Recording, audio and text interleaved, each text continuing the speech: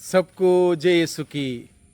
प्रभु यीशु क्रिस्त में प्यारे भाइयों बहनों, नवजीवन का संदेश इस शीर्षक के अंतर्गत प्रतिदिन का ईश्वर का जीवंत वचनों को सुनने के लिए, समझने के लिए, उन वचनों के अनुसार जीवन बिताने की कृपा, शक्ति, सामर्थ्य मांगने के लिए मैं आप सभी लोगों का हार्दिक स्वागत करता हूं। आज जून की 13 तारीख है। आज के दिन में कलीसिया पादुआ के संत एंथनी की स्मृति मनाती है।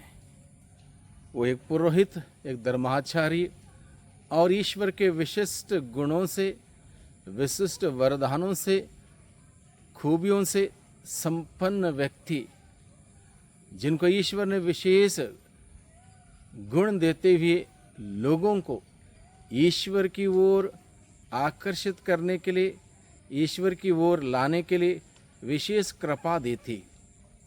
तो आज के दिन में संत एंथनी के मध्यस्थ पर विश्वास करते हुए हम प्रार्थना करें कि हम प्रभु के प्रेम से भर जाएं, प्रभु से प्रेम करें, उस प्रेम के चलते एक दूसरे से प्यार करें, कलीसिया से प्यार करें, कलीसिया की सेवा में आगे बढ़ें।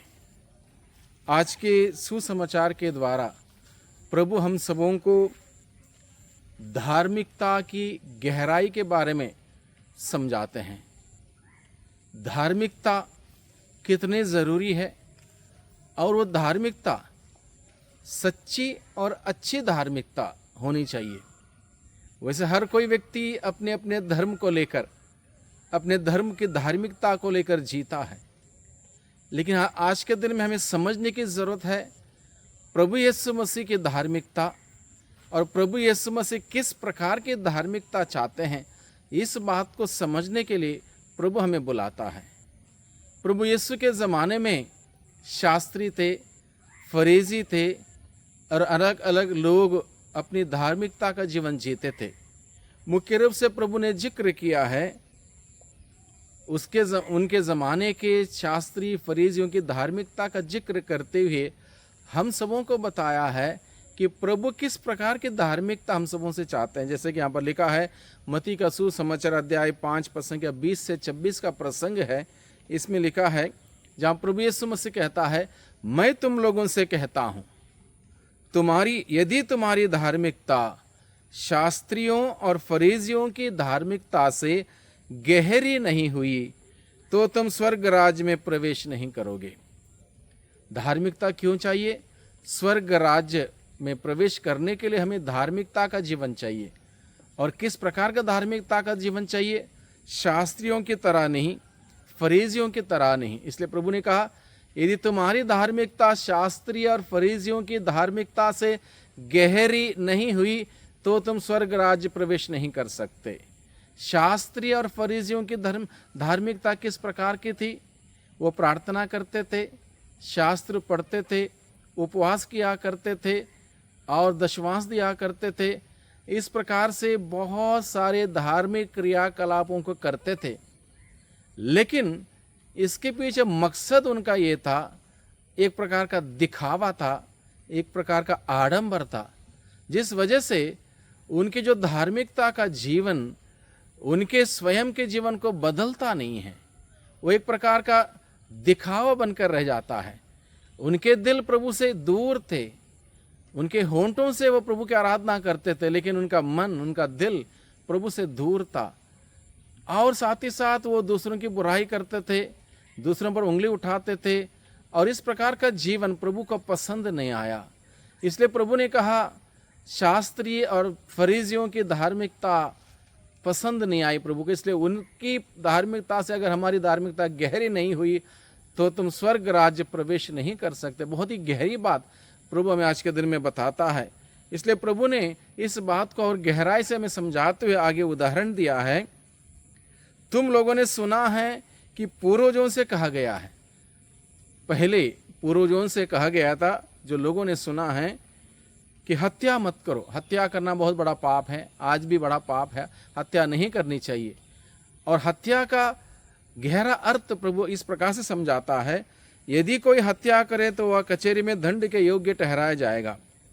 परंतु मैं तुमसे कहता हूँ हत्या ना करना, ये पुरानी आदेश और आज्ञा है, आज भी वो लागू है, लेकिन उसकी गहराई प्रभु कैसे समझाता है। प्रभु कहता है परंतु मैं तुमसे कहता हूँ जो अपने भाई पर क्रोध करता है वह कचहरी में दंड के योग्य ठहराया जाएगा। क्रोध करना, अपशब्द बोलना, दूसरों का हमारे शब्दों के द्वारा दूसरों का नाम खराब करना, दूसरों के ऊपर कीचड़ उछालना, ये सारी बातें आती हैं और इस प्रकार से भी करना एक प्रकार की हत्या मानी जाती। प्रभु कहता है ये भी नहीं होना चाहिए, ये भी हत्या के बराबर है। यदि वह अपने भाई से कहे रे मूर्ख तो वह महासभा में दंड के योग्य ठहराया जाएगा, और यदि वह कहे रे नास्तिक तो वह नरक की आग के योग्य ठहराया जाएगा। यानी कि कोई अपशब्द बोले वो भी एक प्रकार की हत्या, एक प्रकार से दूसरों को चोट पहुंचाना हत्या के बराबर माना गया। इसलिए प्रभु आगे बताता है धार्मिकता कैसे होनी चाहिए। यदि तुम वेदी पर अपने बेन चढ़ा रहे हो और वहां तुम्हें याद आए कि मेरे भाई को मुझसे कोई शिकायत है, आपको कोई शिकायत नहीं है, आपके भाई को आपसे शिकायत है, इसलिए प्रभु कहता है भले ही तुम्हारे लिए कोई शिकायत नहीं, तुम्हारे भाई को तुमसे शिकायत है, तुम जाओ अपने भाई के पास जाओ, अपने बेंट चढ़ाने जो जा रहे हो अपनी वेदी के सामने वही अपनी बेंट छोड़ दो, पहले अपने भाई से मेल मिलाप कर लो, तब आके अपनी बेंट चढ़ाओ। यानी कि हम लोग अक्सर बेंट चढ़ाते हैं, मिस बलिदान में भाग लेते हैं, मिस बलिदान चढ़ाते हैं, प्रार्थना करते हैं, उपवास करते हैं, त्याग तपस्या करते हैं, अपने भाई से, बहन से, उससे, इससे, आस पड़ोस से बातचीत नहीं करते, बल्कि उनसे गुस्सा रखते हैं, बदले की भावना रखते हैं और हम प्रार्थना का डोंग रचते हैं, तो इससे कोई फायदा नहीं। प्रभु कहता है रिश्ता जोड़ो एक दूसरे के साथ। हमारा प्रार्थना का जीवन, धार्मिकता का जीवन एक दूसरे के साथ हमें जोड़ने वाला हो, एक दूसरे को माफ़ करने वाला हो, एक दूसरे से माफ़ी लेने वाला हो, माफ़ी देने वाला हो, एक दूसरे की भलाई करने वाला हो, एक दूसरे की मदद करने वाला हो, एक दूसरे की तारीफ करने वाला हो, एक दूसरे को आगे बढ़ाने वाला हो। एक ऐसा एक प्यार मोहब्बत का जीवन प्रभु चाहते हैं। अगर ऐसा जीवन है तब हमारी प्रार्थना का जीवन सार्थक है। अन्यथा प्रार्थना एक अलग डिपार्टमेंट होगा, हमारा जीवन एक अलग डिपार्टमेंट होगा, जो कि शास्त्री फरीसियों के जीवन में ऐसा ही था। उनका प्रार्थना अलग थी, उनका जीवन अलग था, कार्य अलग थे और प्रार्थना अलग थे। इसलिए प्रभु को यह बात अच्छी नहीं लगी। प्रभु चाहते हैं जैसे प्रभु यीशु का जीवन और प्रार्थना एक था, कार्य और जीवन एक था, उसमें डायकोटमी नहीं था, अलग अलग प्रकार की बातें नहीं थी, सब एक था। इस प्रकार से प्रभु चाहते हैं, इस प्रकार की धार्मिकता प्रभु चाहते हैं। इसलिए प्रभु ने कहा बेंट चढ़ाना बहुत आसान है, बेंट छोड़ दो वहाँ पर वेदी के सामने, पहले जाओ अपने भाई से मेल मिलाप कर लो, अपने बहन से मेल मिलाप कर लो, जिससे तुम्हारा रिश्ता संबंध ठीक नहीं है वहाँ पर रिश्ता संबंध ठीक करो। प्रभु ये बात हम सबों को बताता है, जो कि बहुत कठिन चुनौती भरा काम है, इतना आसान नहीं है, ये बहुत ही कठिन है। और यही अगर इस कठिन काम को हम करेंगे तब जाके हमारी प्रार्थना सार्थक सिद्ध होगी। आगे प्रभु का वचन कहता है कचहरी जाते समय रास्ते में अपने मुद्दई से समझौता कर लो, कहीं ऐसा ना हो कि वह तुम्हें न्यायकर्ता के हवाले कर दे, न्यायकर्ता तुम्हें प्यादे के हवाले कर दे और प्यादा तुम्हें बंदी गृह में डाल दे। मैं तुमसे कहता हूँ जब तक कौड़ी ना चुका दोगे तब तक वहाँ से नहीं निकल पाओगे। यानी कि कोई भी बातचीत हुई है, गड़बड़ी हुई है, समझौता कर लो, माफ़ी मांगो, माफ़ी दो, माफ़ी लो। इस प्रकार से वो प्यार बहने दो एक दूसरे के प्रति, उसको रोको मत। ईश्वर जो प्रेम है उसका प्रेम हम सबों के प्रति बहता है, बहते झरने की भांति।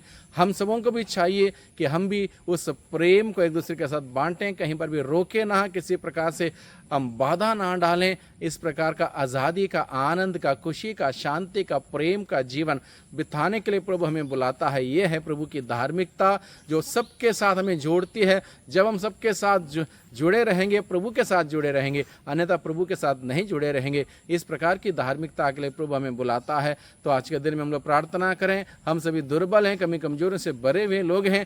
प्रभु अपनी अनुग्रह से, अपने आत्मा की शक्ति से, सामर्थ्य से, वरदानों से, कृपाओं से हम सबों को भर दे, जिससे कि प्रभु आपके वचनों के अनुरूप जीवन बिताते हुए हम सभी आपके नाम की महिमा कर सकें, महिमा देख सकें। दुआ करते हैं उद्धारकर्ता यीशु मसीह के नाम से, आमीन।